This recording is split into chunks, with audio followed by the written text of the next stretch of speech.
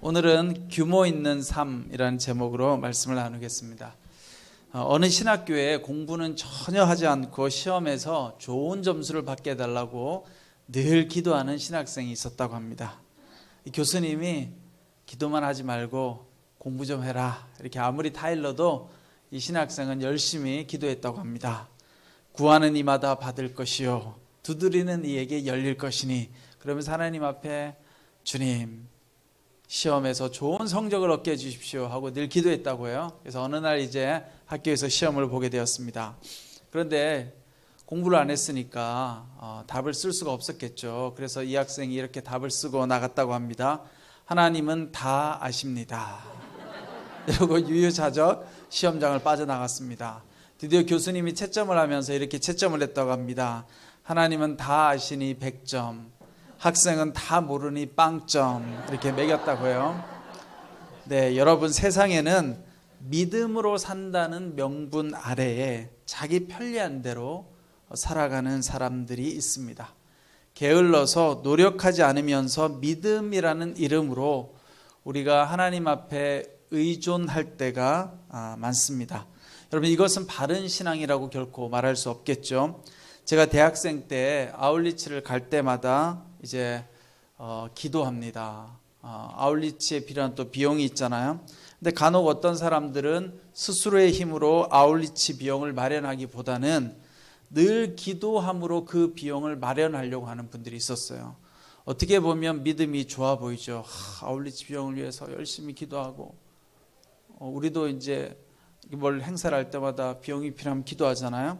그런데 여러분, 어떻게 보면 이게 믿음이 좋은 것 같지만 애써 노력하지 않고 다른 사람의 도움을 통해서 비용을 마련하려고 하는 것은 영적 게으름의 한 형태일 수 있습니다.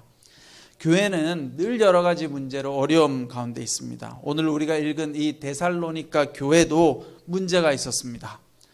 이 데살로니가 교회가 직면한 두 가지 어려움이 있었는데, 하나는 외부의 박해가 심했죠. 오늘 우리는 별로 박해 없는 삶을 살지만 이 당시만 하더라도 예수 믿는 것이 너무 힘들었어요. 그런데 이 데살로니가 교회가 박해는 잘 이겨냈어요. 박해에 대해서는. 그런데 어떤 문제가 있었느냐, 주님의 재림이 곧 임할 것이다, 이런 소문이 쫙 퍼져 있었던 거예요. 이제 조금 있으면 곧 예수님이 오실 것이다, 이게 재림 사상이 퍼져 있었던 거죠. 그러니까 예수님이 재림하면 여러분, 우리가 다 하나님 품으로 가니까 이 땅에서의 삶이 별로 필요가 없잖아요.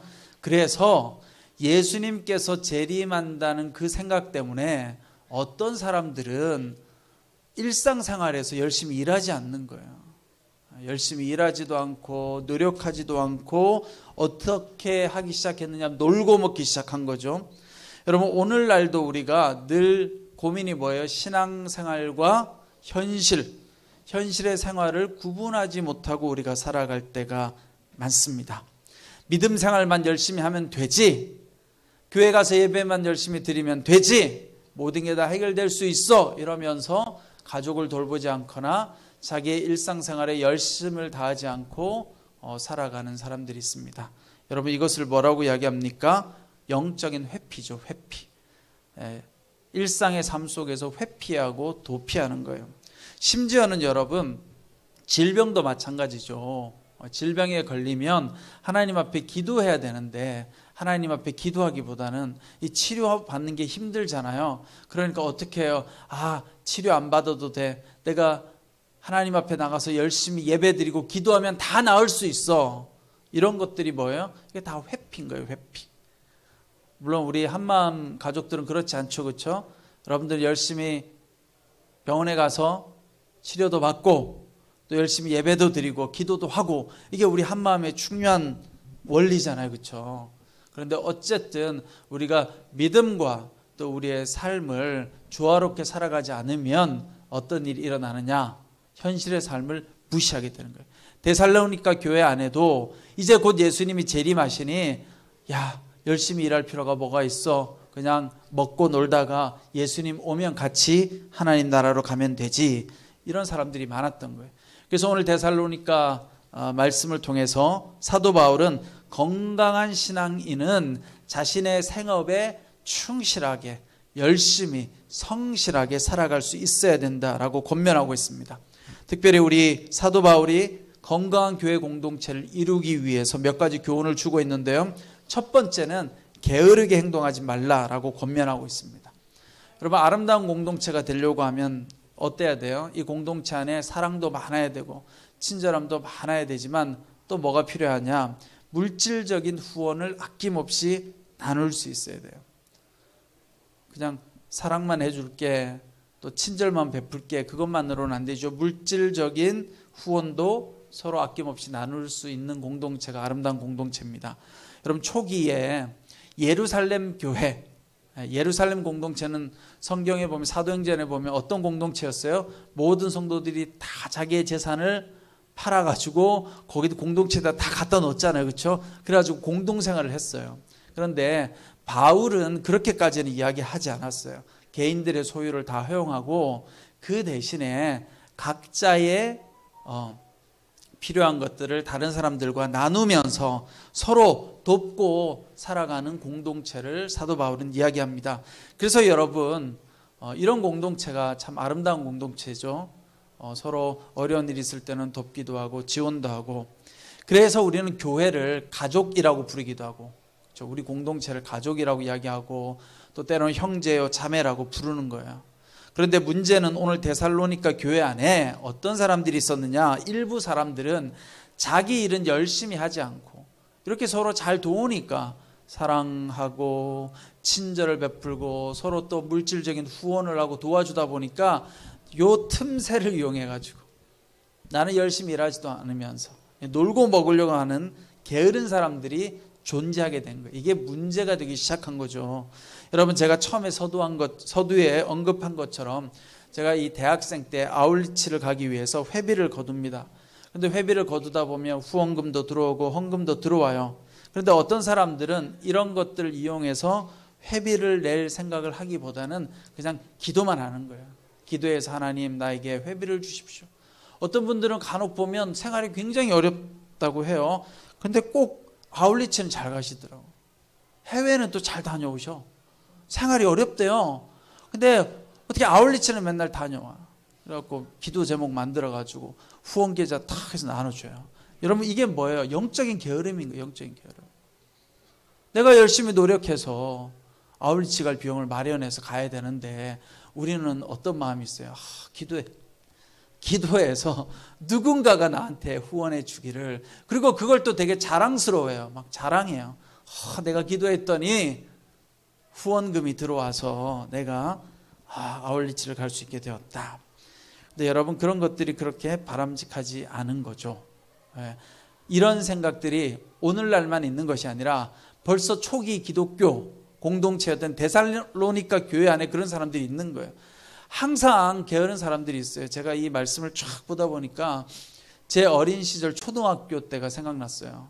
요즘 초등학교 교실은 어떤지 모르겠지만 초등학교뿐만 아니라 중학교 교실, 이게 이제 수업을 마치면 항상 학생들이 청소를 하잖아요. 요즘도 청소하나요? 요즘 안 할 것 같아. 애들이 엄마들이 다 해주고 학교에서 다 해줄 것 같은데, 우리 때는 이제 여러분도 학교 다니셨잖아요. 초등학교 중학교 때 다 이제 청소한단 말이에요. 청소 당번이 정해지잖아요. 뭐 이번 주는 여기 첫째 줄, 두 번째 줄, 뭐 이런 식으로 돌아가면서. 근데 청소하면요, 꼭 어떤 애들이 있냐면 열심히 하는 애들이 있고 안 하는 애들이 있어. 빈둥빈둥 놀아. 왜? 착한 애들이 열심히 청소 다 하니까 어차피 자기네 안 해도 청소 다 하는 줄 알거든요. 그러다 청소 다 해놓고 선생님 부르면 거기 딱 오는 거예요. 저도 착한 아이에 속해가지고 청소 맨날 하는데 너무 화가 나, 짜증이 나. 맨날 노는 애들이 있어요. 근데 데살로니가 교회 안에도 그런 사람들이 존재하기 시작했다는 거죠. 자, 그런 점에서 사도 바울은 여러분, 우리가 믿음 생활을 잘 하는 것 게으르면 안 된다는 거예요. 여러분, 게으르지 말라. 두 번째는 오늘 말씀해 보면 다른 사람을 위해 본을 보이는 삶을 살아라, 이렇게 이야기합니다. 사도 바울이 이렇게 이야기하죠. 7절에 보면 여러분은 우리를 어떻게 본받아야 할 것인지 스스로 알고 있습니다.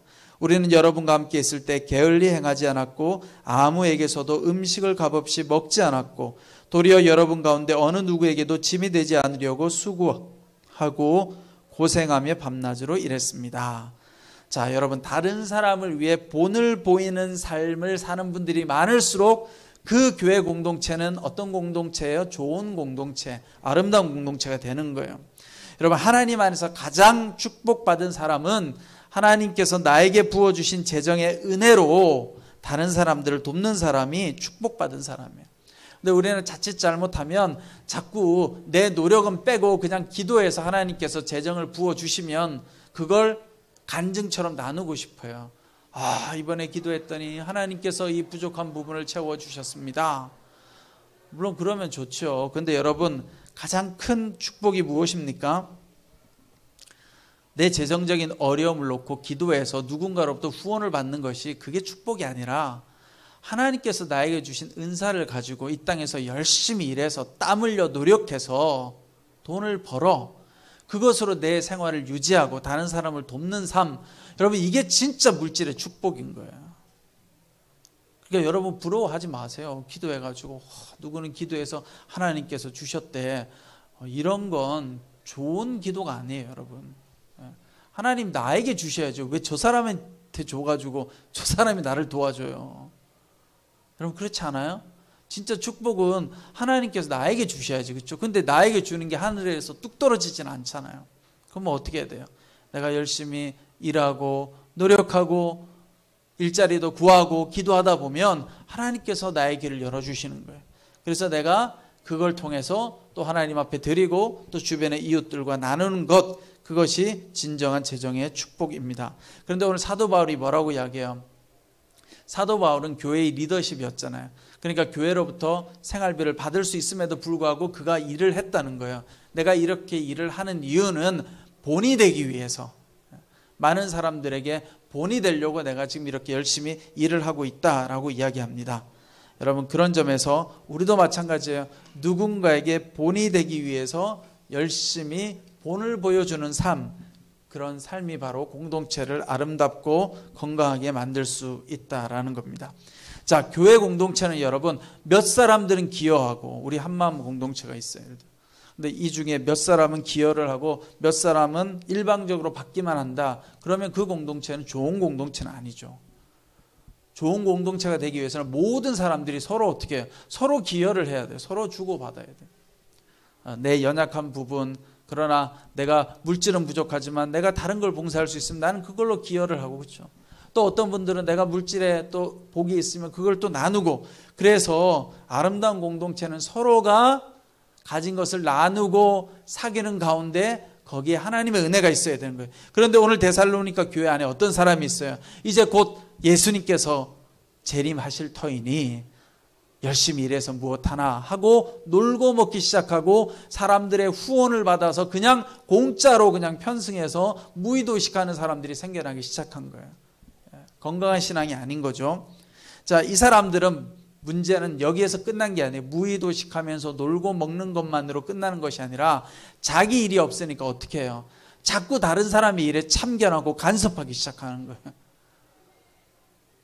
여러분, 내가 내 삶을 열심히 살면 다른 사람 일에 간섭하거나 참견하지 않아요. 그런데 내 일이 별로 없으면 뭘 해요? 자꾸 다른 사람이 보이죠. 저 사람을 보고 불만이 생기고 저 사람은 왜 저렇게 행동하나, 그래서 가서 참견하고 간섭하기 시작하는 거예요. 여러분 마음 가운데 다른 사람을 보고 내가 좀 참견하고 싶다, 그럼 기도하세요. 바로 주님, 내 일에나 잘 참견하게 해주십시오. 웬만하면 다른 사람 일에 간섭하지 말고 그냥 내 삶에, 여러분 내 인생 살기도 피곤하지 않아요? 저는 이렇게 간섭하는 분들 보면 참 훌륭하다 싶어요.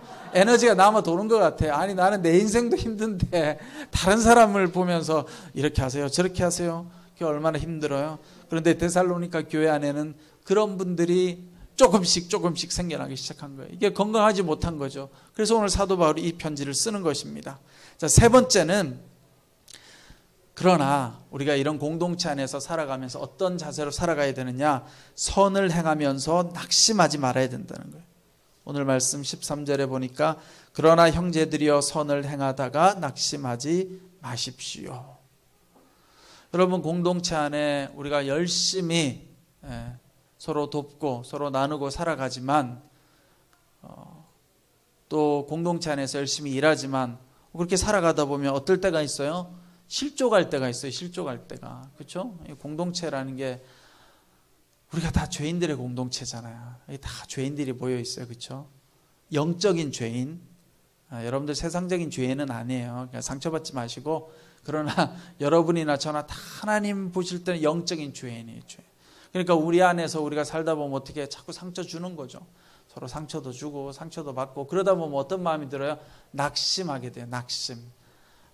내가 이렇게 사는 게 뭐가 의미가 있나? 이렇게 열심히 봉사할 필요가 있나? 이런 마음이 들 때가 있죠. 다 그런 마음이 드는 거예요. 특별히 보세요. 데살로니가 교회 안에서 어떤 이들은 정말 열심히 노력해서 내가 후원금을 나누어 주고 이렇게 했는데, 가만히 보니까 맨날 먹고 노는 사람들이 있는 거예요. 가만히 와가지고 일도 안 하고 쓱 끼어가지고 먹고 놀고 그냥 간섭이나 하고 이런 사람들이 있으니까 얼마나 낙심이 되겠어요. 교회 안에 있는 열심히 살았던 분들이. 그런데 오늘 사도 바울이 그 사람들을 향해서 뭐라고 이야기해요? 형제들이여, 선을 행하다가 낙심하지 마십시오.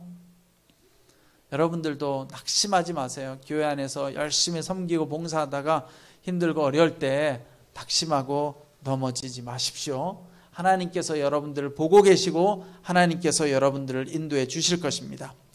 제가 마지막 한 가지 이야기만 하고 마치겠는데요. 여러분, KFC의 창업자 샌더스 대령이라는 사람이 노년에 이제 연금을 받고 연금을 조금 받고 이렇게 힘든 삶을 살고 있었다고요. 가난한 삶을. 그러니까 이 사람이 어떻게 하면 내가 좀 노년을 잘 보낼 수 있을까 고민하다가 자기 안에 어떤 재능이 있느냐, 치킨을 맛있게 요리하는 비법을 가지고 있다는 걸 자기가 발견해요. 그래서 이 샌더스 대령이 치킨을 맛있게 만드는 비법을 식당마다 가서 세일즈를 하는 거예요. 여러분, 내가 치킨 맛있게 만드는 방법을 아니까 나한테서 이걸 사서 장사를 해보세요. 그럼 많은 수익을 올릴 겁니다. 라고 막 찾아다녔는데, 많은 사람들이, 식당 주인들이 뭐라고 이야기하냐면, 그렇게 맛있는 비법이 있으면 당신이나 음식점 차리세요. 이렇게 하고 거절을 당한 거죠.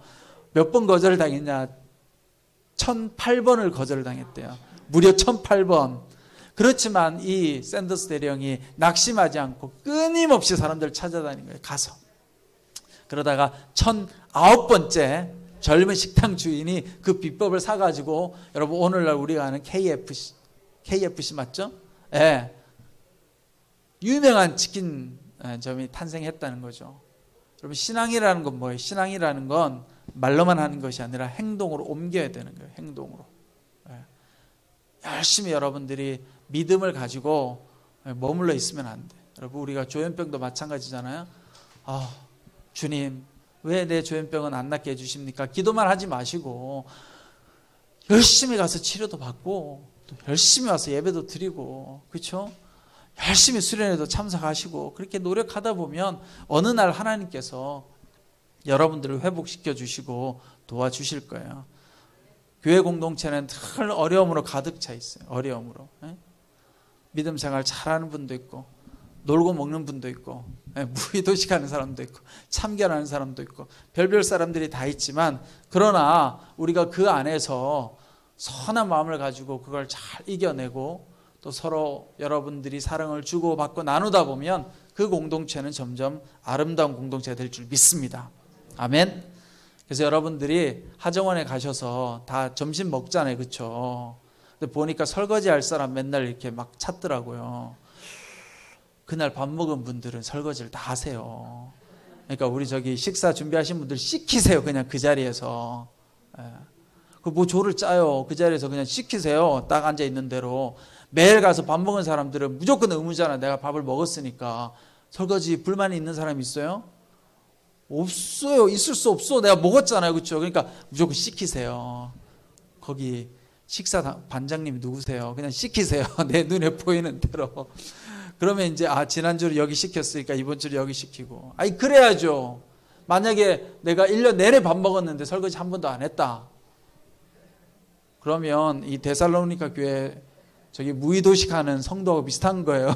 사도 바울이 여러분들을 꽉 찔리게 할 거예요. 그러니까 여러분들 오늘 하정원에서 밥 드시고 설거지 열심히 하시고 서로 돕고 돕는 그런 아름다운 공동체가 되시기를 축원합니다. 기도하겠습니다. 사랑과 은혜가 많으신 아버지 하나님, 하나님 데살로니가 교회는 믿음의 박해는 잘 감당했지만 그 안에서 또 서로를 상처 주는 그런 어려움들이 있었습니다. 아버지 하나님, 교회 공동체는 항상 때로 어려움이 있고 위기가 있지만 그러나 우리가 서로 사랑을 주고받고 나눌 때에 또 그것들을 잘 감당하고 이겨나갈 줄 믿습니다. 하나님, 우리 한마음 공동체가 늘 하나님의 사랑으로 풍성한 사랑을 나눌 때 하나님, 이 한마음 예배 공동체가 더 큰 하나님의 은혜 가운데 치유되어지고 회복되는 아름다운 공동체로 성장해 나갈 수 있도록 주님 역사하여 주시옵소서. 지금은 우리 주 예수 그리스도의 은혜와 하나님 아버지의 그 크신 사랑과 성령님의 감동, 감화, 위로 교통하심의 역사가 여러 가지 어려운 공동체 환경 가운데서도 믿음으로 늘 살아가고자 하는 우리 한마음 공동체 성도님들 한 분 한 분 머리 위에, 그 가정과 자녀들과 모든 삶의 터전 위에 지금부터 영원토록 함께 하시기를 간절히 축원하옵나이다. 아멘.